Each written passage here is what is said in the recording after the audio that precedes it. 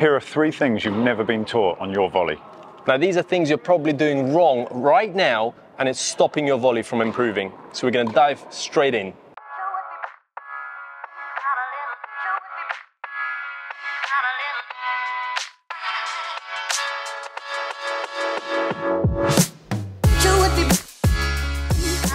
Tip number 1, preparation.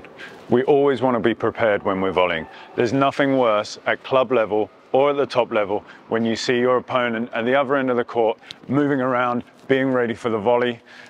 There's nothing better than seeing someone stagnant, unprepared, racket down, watching the ball, go back, and then they get passed down the line. You've all been there. So the first tip is preparation. We want to be legs apart, on the balls of our feet, soft knees, racket up. I'm trying to split step. As my opponent hits, split.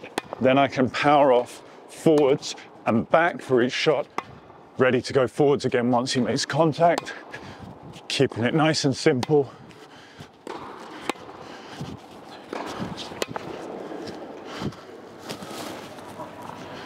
So tip number 2, we always want to have that racket out in front, ready for the volley. A great tip to get your volleys out in front is to be able to look at the back of your strings. I'll show you now. If I'm volleying this way, I want to be able to see the back of my strings clearly throughout the whole volley. If I go back past my peripheral, I lose sight of the ball and I end up swinging onto my volleys. So tip number 2, look at the back of the ball, back of the strings, and you'll always volley forwards.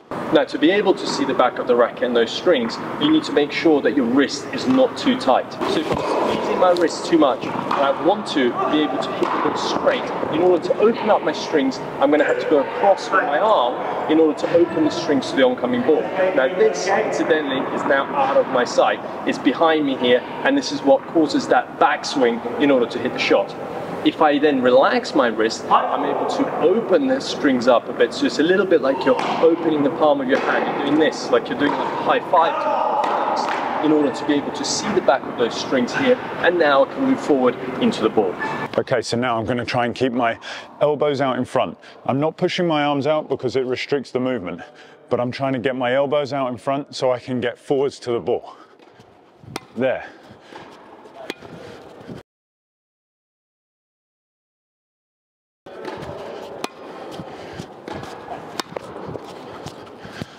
Less is more. So a great drill that we can use. You can do this on your own or with a friend, where you just practice the shadow swing, or your friend or your partner feeds you the ball. What I want to do here is I want to stay out in front. If I'm going back and hitting the curtain with my racket, I've gone way too far. Here we go.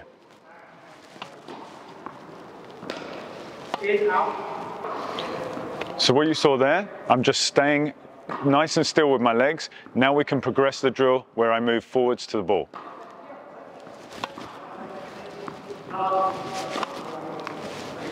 Now guys, if you're enjoying these tips, make sure you press that subscribe button for more videos like this to come on everything tennis. Join our discussions, join our slow motion footage, and also join these kind of lessons. So the progression on this drill is that we come forwards, we use the net on our tummies, and we move forwards over the net. The racket can't touch the net when I hit this volley.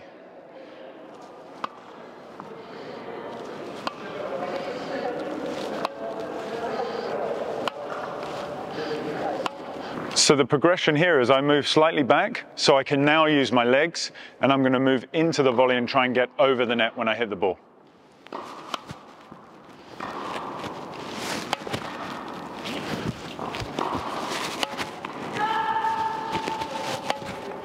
Tip number 3, we're going to use the ground to push off in the direction of the ball. Follow me here.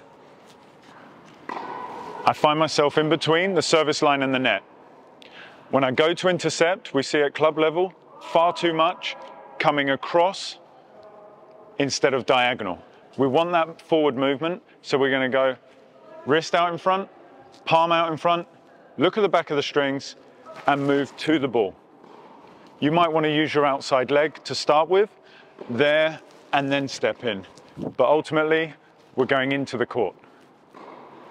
Now, our opponent won't always hit the ball in our hitting zone, and sometimes the ball will be further away from you, so we need to adjust our footwork now.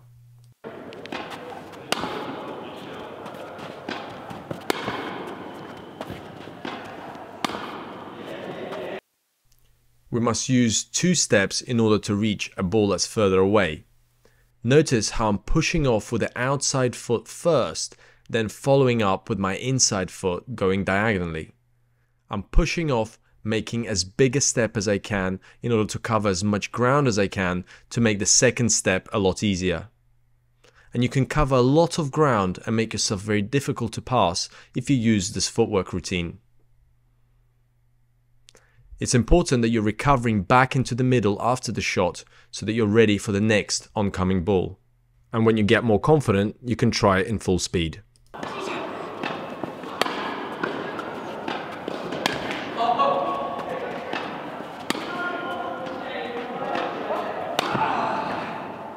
Okay, so who has the best volley out there right now?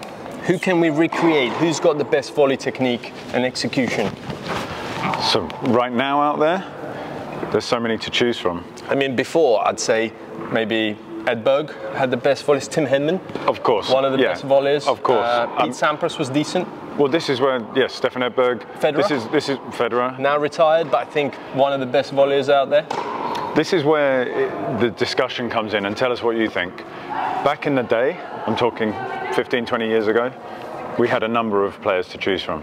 Yeah. Now, not so many, right? Dimitrov, more baseliners, right? A lot of them, yeah, baseliners. You can't sort of throw names out and say they're unbelievable at volleying now, whereas before you could, because the game's changed so much, right? It was Volley, Henman, Jiri Ivanisevic, and then the game changed, as we talk about with Wimbledon. The surfaces changed, the players changed, a lot more baseline players. But for me, one of the ones that stands out, and I don't know if you agree, but when Rafa plays doubles, he doesn't mess around.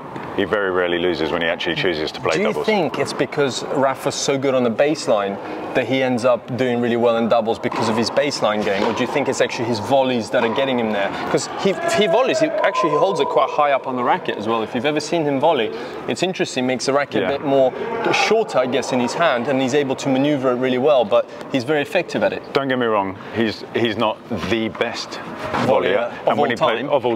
Of all time. But with what little we've got to work with, maybe someone like a Dimitrov, Dan Evans, the Brit, pretty decent volleys. Absolutely. Even someone like Novak Djokovic is volleying really well. He's coming in a lot more. He's changed his game. He's changed his game a little bit more, being attacking, maybe he's trying to cut the points out. Even serving volleys a little bit sometimes. He does, but is that because he's getting a bit older now, and maybe, you know, he's supersonic, super I've got fit. One. Jack Sock, decent volleyer, good doubles player. Always does well in doubles when he plays. Could it be? And does he still play singles? Does he still play singles? I'm not sure. I'm going to have to check it out. So anyway, guys, you let us know who you think is the best volleyer out there at the moment. Is there someone that we haven't mentioned, or do you agree with one of us? And if you enjoyed this lesson, tap that like button underneath. Let us know what you think about the lesson, and of course, subscribe to the channel. Maybe you've got a doubles partner, a family member, a friend who could do with these tips. Why don't you share it with them and let them in on the action?